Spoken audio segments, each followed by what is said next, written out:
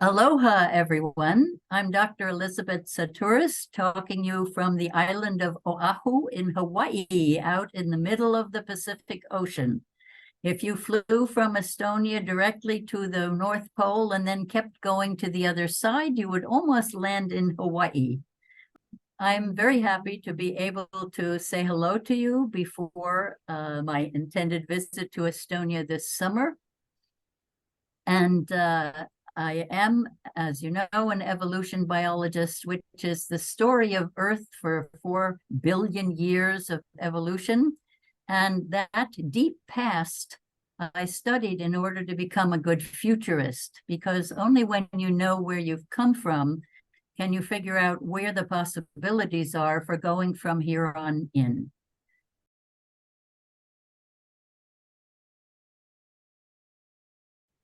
When talking to a more general audience to you there in Estonia, especially perhaps at your festival, I want to really focus on the current crises that we're facing in our world and what my work as an evolution biologist has to teach us about meeting crises, understanding how they work without judging things, but discerning what's going on in our world and looking at where we have come from. We have 6,000 years now of empire building, and it's coming to an end because we're realizing that these top-down economic and political structures are really not serving us so well anymore. And we want to turn more into bottom-up, grassroots, inclusive, caring, and sharing kinds of politics and economics. So there's a great deal that we can learn by seeing how nature faced its own crises and what happens after, nature has gone through several phases where almost all of the life on the planet actually died out because of something that happened in the heavens to change our climate suddenly. It's why we now unearth mammoths in the frozen Arctic, and they turn out to have frozen flowers still in their mouths because they were so suddenly frozen.